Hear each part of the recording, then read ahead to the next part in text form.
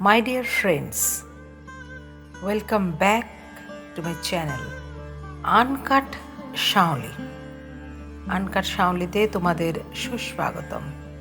বন্ধুরা, তোমাদের আগেই কথা দিয়েছিলাম যে তোমাদের বেশ কিছু ভালো ভালো জায়গায় আমি নিয়ে যাব। আসলে আমার যেগুলো ভালো লাগে সেগুলো তোমাদেরও ভালো লাগে, এইরকম প্রমাণ আমি পেয়েছি। বেশ কয়েকটা জায়গায় তোমাদের নিয়েও গেছি। আজ একদম অন্যরকম মুডে, একদম অন্য একটা জায়গা, একদম বর্ধমান থেকে বইচি গ্রামের ভেতর দিয়ে চলে যেতে হবে এবং সেখানে একটি মন্দির আছে। না না, এরকম ভেবো না যে আমি ভীষণ ধার্মিক, মন্দির ছাড়া আমি কোথাও যাই না, সেরকম কোনো ব্যাপার নয়। একজন বিশেষ মানুষের আমন্ত্রণে, যিনি আমার খুবই শ্রদ্ধার একজন মানুষ, তারই আমন্ত্রণে এখানে গিয়েছিলাম। অদ্ভুত সুন্দর পরিবেশ, প্রচণ্ড পজিটিভ ভাইব্রেশন। মিস্টার গোস্বামী, এই যে মিস্টার গোস্বামীর আমন্ত্রণে গেছিলাম এই গ্রামটিতে। ওনার বংশগতভাবে একটি মন্দির আছে, সেই মন্দিরটাতেই গেছিলাম। ওনার সাথে দেখা হলে উনি বলতেন, জয় রাখালরাজ। সেই রাখালরাজের মন্দিরেই আজ আমরা এসে হাজির। এই মন্দিরের ইতিহাস শুনব ওনার সম্পর্কেই, এবং চলো আমরা একটু ঘুরে নেব মন্দিরটা, তারপর ওনার কাছে শুনব এই মন্দিরের ইতিহাস। আশা করি তোমাদের ভীষণ ভালো লাগবে। দাদা নমস্কার। নমস্কার। আজকে তো একটা বিশাল বড় যজ্ঞ দেখছি। হ্যাঁ, প্রথমেই একটু আমার পরিবারের সাথে আপনার একটু পরিচয় করিয়ে দিই। দাদা, একটু নামটা আপনার? আমার নাম সুভাষ গোস্বামী। আমার এই বাড়ি, এই গ্রাম রাখালরাজার গ্রাম, গোপালদাসপুর, বর্ধমান জেলায় পূর্ব বর্ধমানের গোপালদাসপুরে আমার বাড়ি। আর এইখানেই রাখালরাজের আবির্ভাব। তো রাখালরাজের এখানে দেখেছো অনেক ভক্ত সব এসছে বিভিন্ন দিক থেকে। উৎসব চলছে? উৎসব নয়, এটা হচ্ছে আমার পিতৃপুরুষ আমাদের গোস্বামীদের নিয়ে গ্রাম। সেই গোস্বামীদের মধ্যে আমারও পালা পড়ে। আমার সে প্রায় 8 দিন ধরে এই পালা চলছে।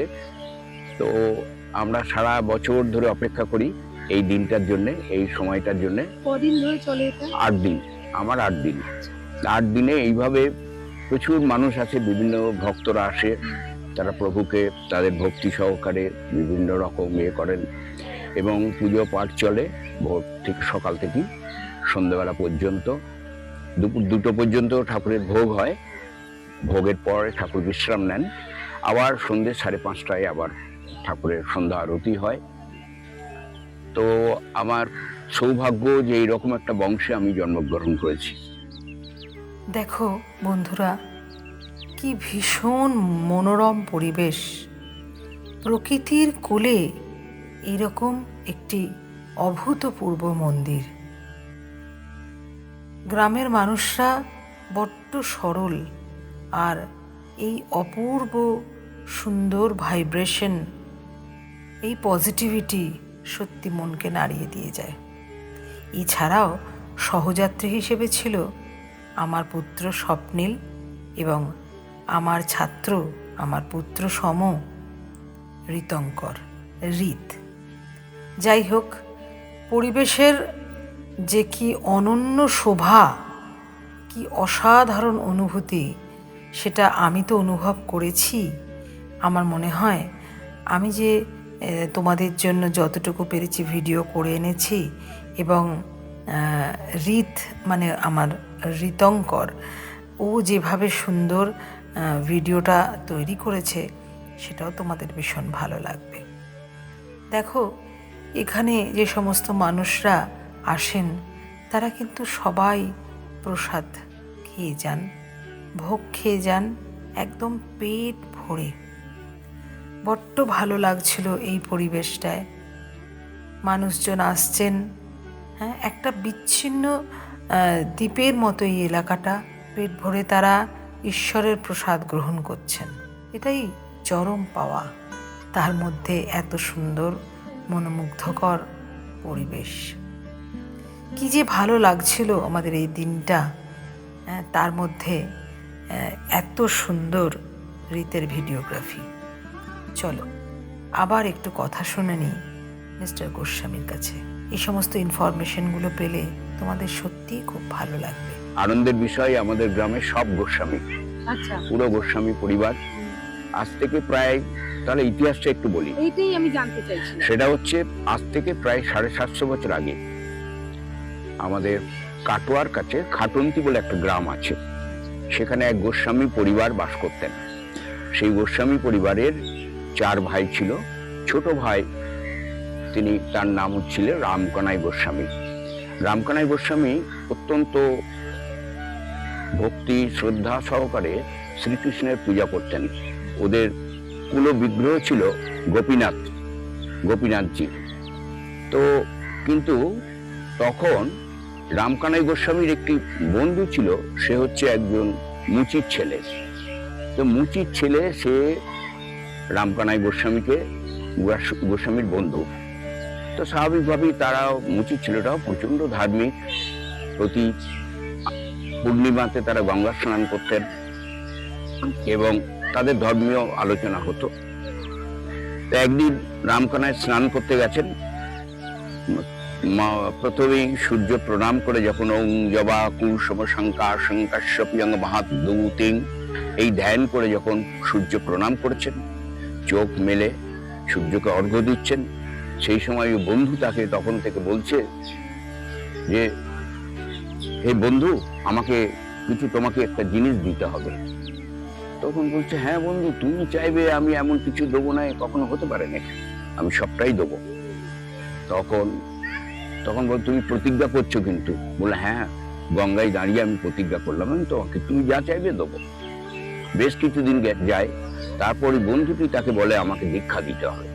সর্বনাশ, আমরা ব্রাহ্মণ গোস্বামী মানুষ, শূদ্রের ছায়া মারানো পাপ, সেই শূদ্রকে দীক্ষা দেওয়া না, এটা সম্ভব নয়। বলছি, তুমি তো প্রতিজ্ঞা করেছো। বলছে, হ্যাঁ, এটা ঠিক কথাই, গঙ্গার জলে দাঁড়িয়ে আমি প্রতিজ্ঞা করেছি।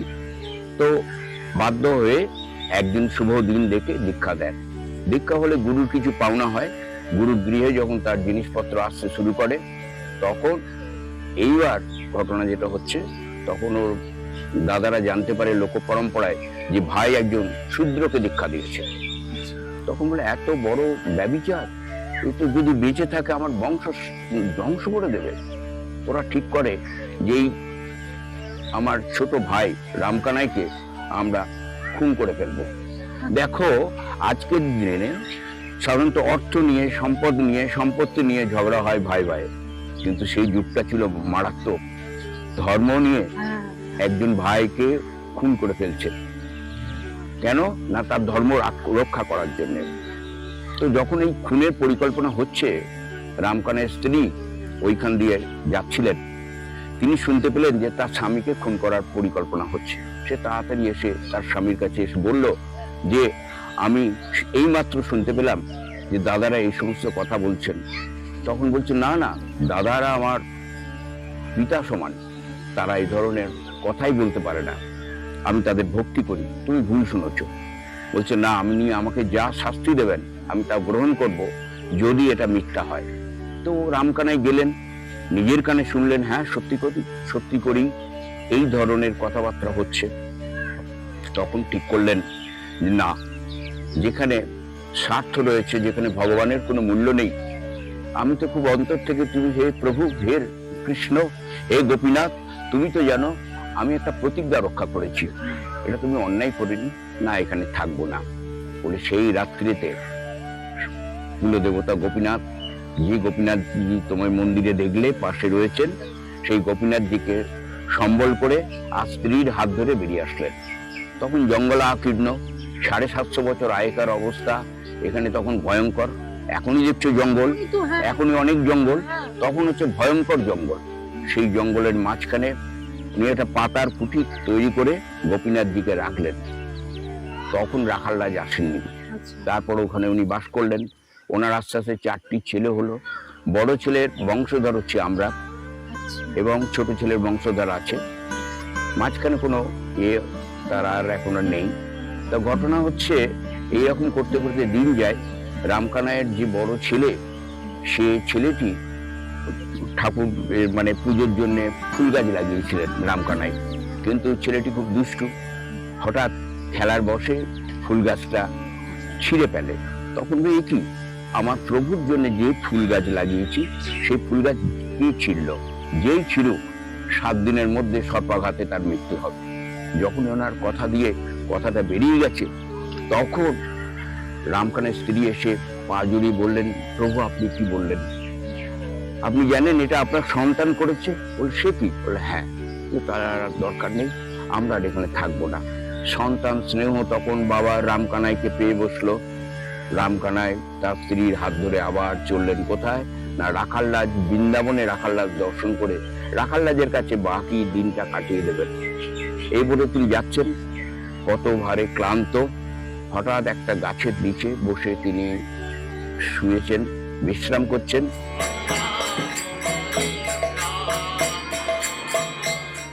জানো বন্ধুরা, কতদিন পর কীর্তন শুনলাম সামনে থেকে, বড্ড ভালো লাগছিল। আমি জানি তোমাদের এরকম পরিবেশ দেখে মন টানবে এখানে যাওয়ার জন্য। আমাদের নেক্সট এপিসোডেও এই রাখালরাজ মন্দিরের কিছুটা অংশ তোমরা আবার দেখতে পাবে। তখন আমি জানিয়ে দেবো যে তোমরা কিভাবে যাবে না যাবে। তোমাদের সাথে তো আর একটা কথা বলতে আমি শেয়ার করতে ভুলেই গেছি।